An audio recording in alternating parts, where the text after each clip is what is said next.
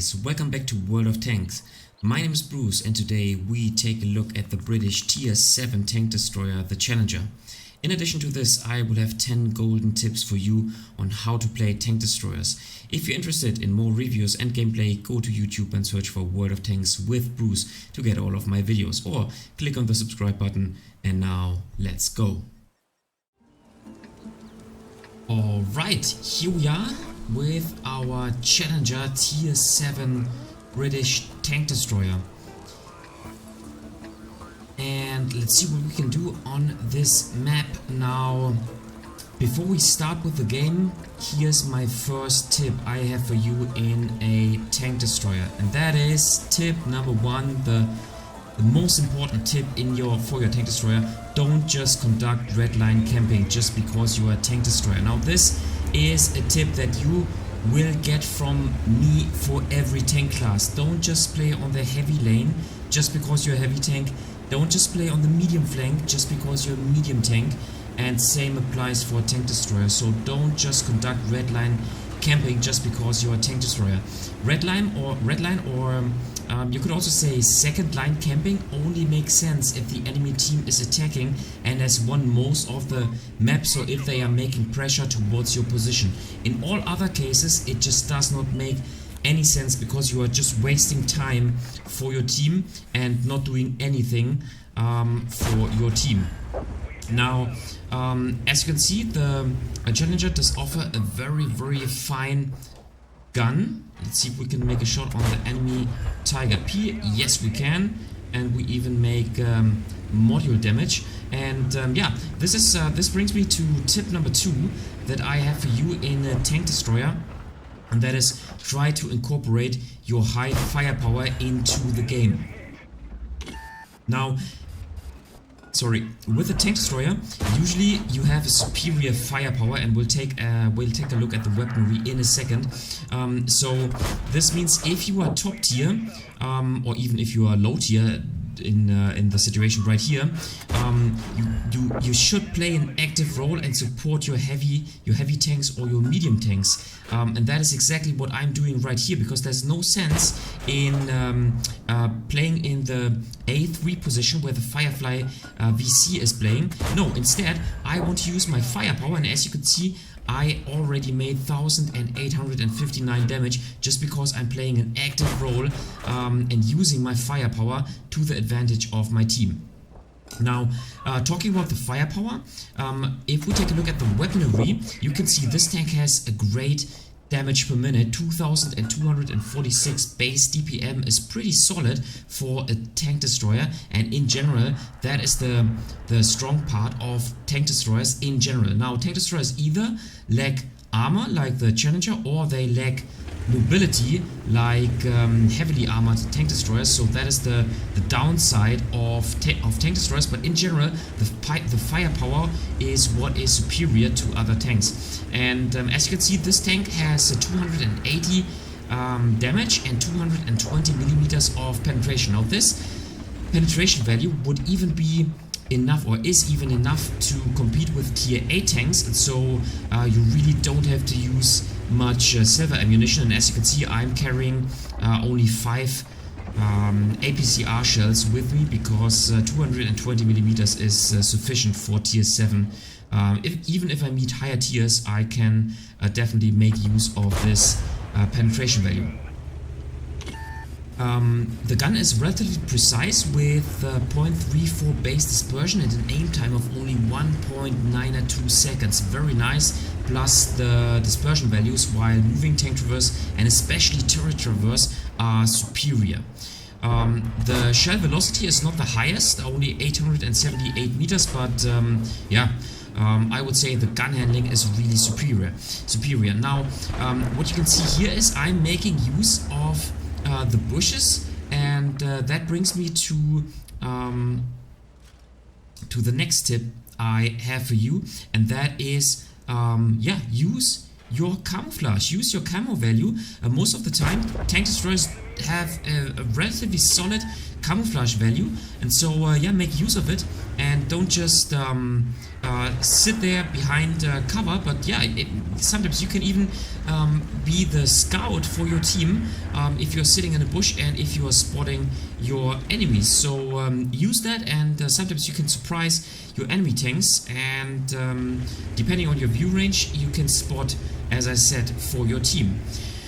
So yeah, back to the game. We already made 2,688 damage, which is nice, and now we just want to sit here. We only have the Type 58 supporting us, so we do need to spot enemy tanks. Now let's see, can we get a shot on the enemy? No, he's not. He's actually beyond our render range. As you know, the yellow circle is the render range distance. Now I'm definitely always falling back into cover, and that brings me to the next tips I have for you. Now, if you conduct sniping, you should definitely not use the most apparent, the most apparent or the most obvious sniper bushes, because those bushes will get blind fired from experienced players. So my tip for you is don't just stay in a typical sniper bush for the remainder of the game, but either take other bushes or fall back into cover from time to time. This is very, very important, especially in a lightly armored tank like the Challenger. And then the next tip is, if you use bushes, well, move back so not to get spotted after you have shot. And this is what I did quite often here in this bush. So every time I took a shot, I fall back, or I move back into cover, so that in the second where I am spotted, I will not get shot by the rest of the team. Alright, now let's see. Now we want to punish the Lorraine 40T, and he has shot at least once, so that is good for us. And now obviously I can see the Rui, however the Lorraine is the far more dangerous tank for us, and so I definitely want to take out the Lorraine 40T. Now it looks like the tank is not the player is not the most experienced player, because he was he turned his turret towards the attacking Type 58. So here we go. Alright, now perfect. The game is won, and we can even spot the M12 artillery, and yeah, very nice. So I think we don't get any more damage from the WZ-120.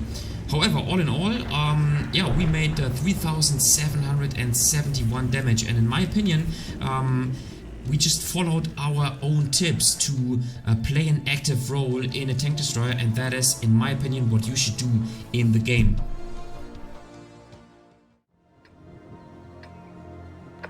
Alright, second game in the Challenger, and as you can see, we are in a top tier situation. So guess which tank does have the best firepower in this game? Exactly right, it is our tank, our Challenger tier 7 tank destroyer. So this immediately brings me to tip number 6, and that is flex your gameplay.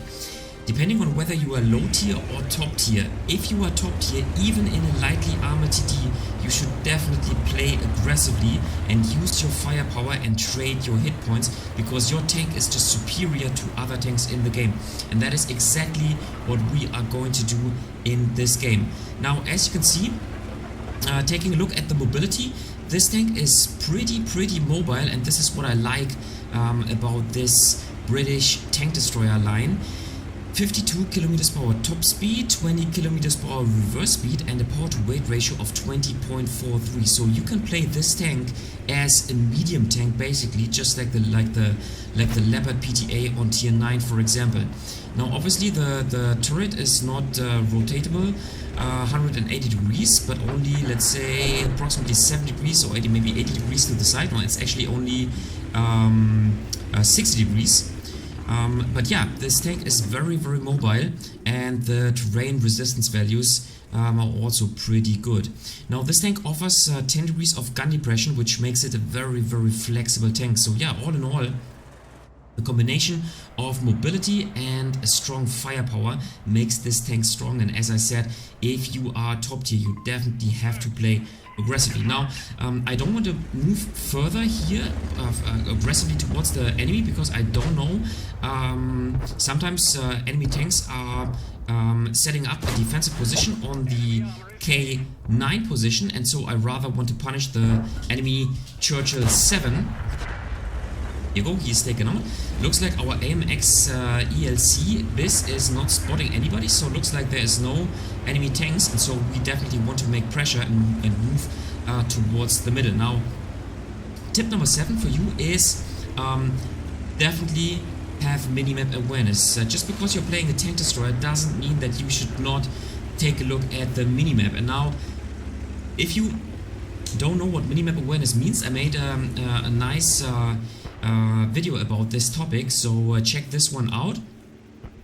But if you are playing tanks with no armor, especially like the Challenger, or if you are playing also, let's say, heavily armored tank destroyers, which are very stationary and which lack mobility, then you definitely want to have minimap awareness, because you want to fight where the fight takes place and where your team needs you.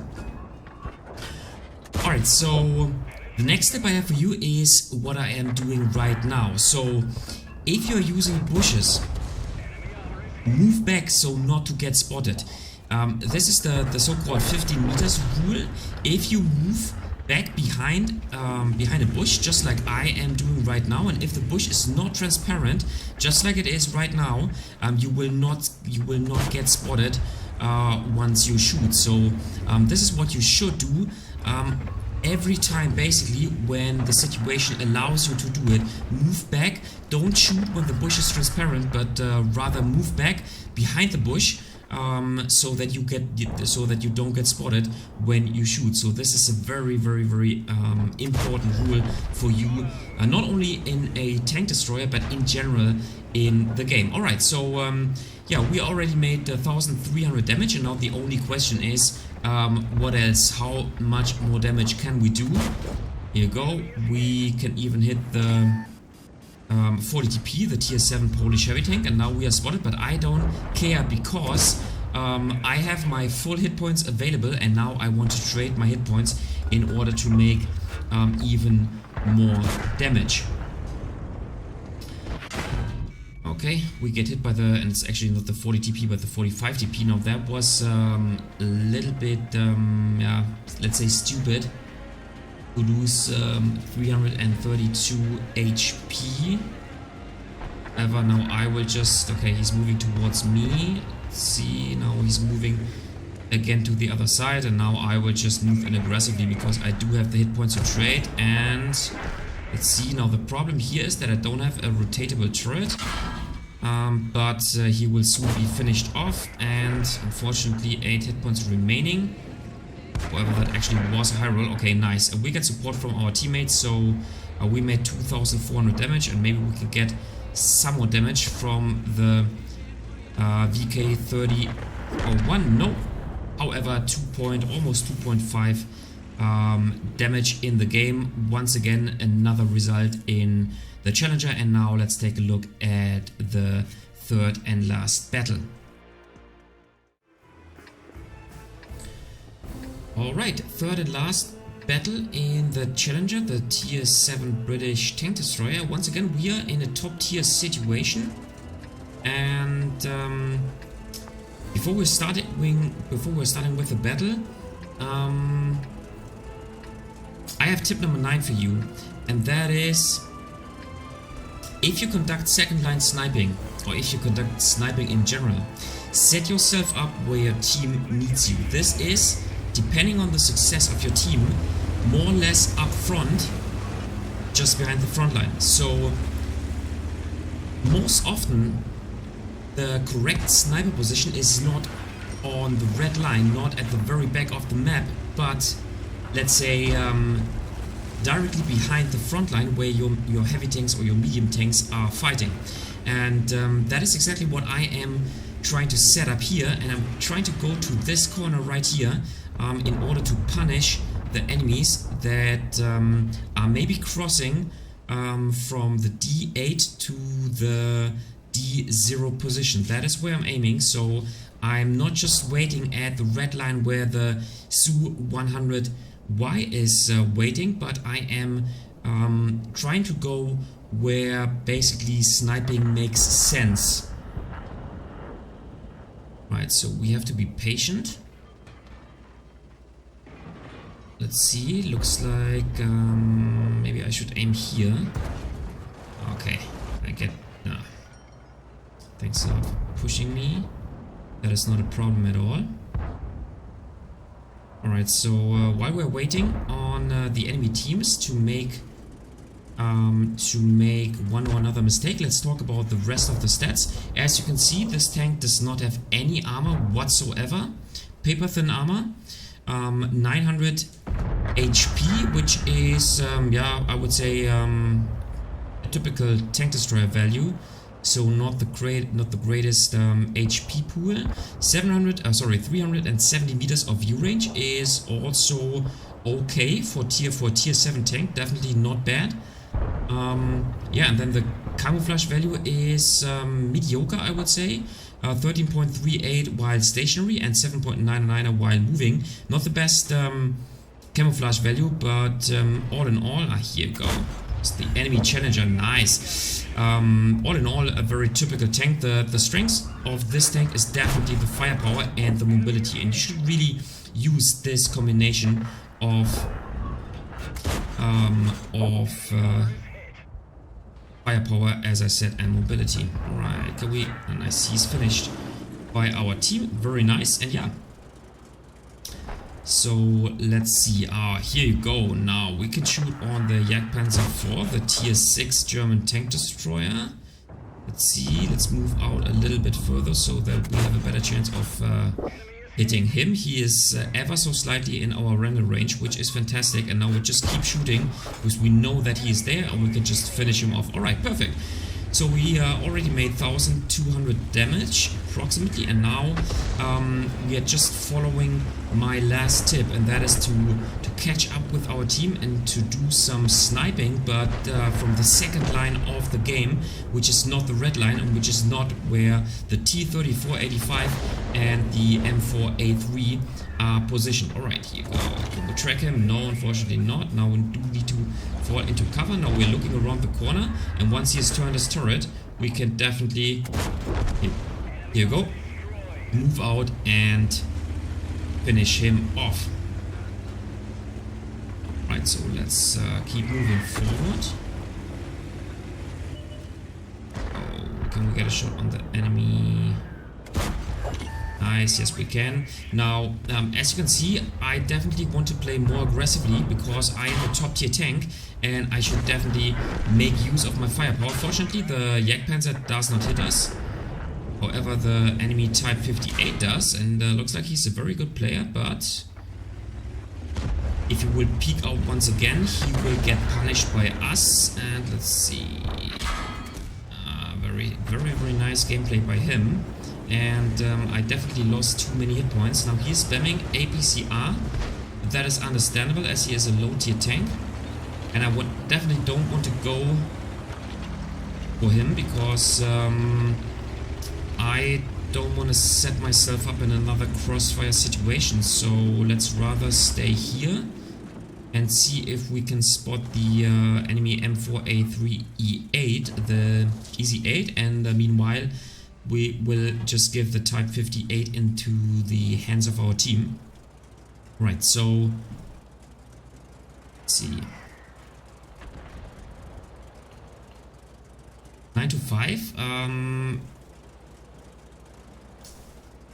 We have quite some more tanks. However, 4 of our tanks are one shot. Here you go. We can punish the Easy 8. His armor is that is too bad. Let's see. He's penetrated. So one shot, and I do need to fall back now into cover because I'm one shot, even not one shot for him, but for most of the other team. Fortunately, we spotted. We got spotting damage, which is nice, and now I do need to play cautiously. Now the problem is that the hit points are Alright, now we are in advance, 500 hit points in advance. Alright, so the last tip I have for you is try to reposition where your firepower is needed. And if you take a look at the map, that is now, I would say, at the G7 position or so, because in a second, the enemy team will make pressure towards the WZ44-1. He's taken out, and so I definitely do need to relocate in order to punish the enemy tanks that might make pressure towards our cap circle and try to go for our artillery. And yeah, so usually you should try to obstruct enemy heavy tanks, because with your high penetration you are able to pen those heavily armored tanks. However, if your team has enough support on this flank, then flex to the other flank to balance out the firepower on this flank. You should be the one to fill the gap of firepower on the respective flank. That is what you should do in your tank destroyer. So be flexible, take a look at the minimap, and then decide where you can make, let's say, where the team can have most use of your higher firepower. That is what you should do in your tank destroyer. And now, to sum it up, I think the most important thing is to not just do red line sniping, but instead play an active role. Obviously, if you are top tier, then your role can be even more active than compared to a low tier scenario. But if you do some sniping, then conduct second line sniping instead of red line sniping, and conduct sniping where it makes sense and where your team needs your firepower. Alright, looks like our team is capping, and I am aware that the Leo as well as the Easy 8 and the Super Chaffee are basically full HP, at least that is indicated to me, so I definitely should take this into my consideration. Now our team is making pressure with capping, which is definitely not a bad idea. However, I will set up myself here in this bush in order to outspot the enemy tanks if they are approaching. And obviously the Super Chaffee is a light tank, so he does have the better camouflage value, and most likely also the better view range. Alright, nice. So here we go. Let's see, maybe I can fire once I am using a double bush like this. Okay, that was actually... okay. Fortunately, my reload time is not sufficient in order to get a second shot. Looks like the rest of the enemy team is relocating towards the cap. And let's see if we can get another shot on the Super Chaffee.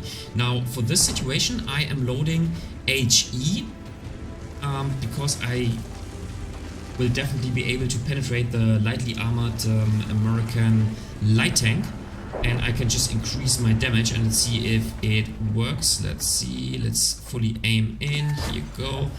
Here you go. 220 damage. Not the best value for the Chaffee, however we can finish him off, and our team is capping and we are winning the game.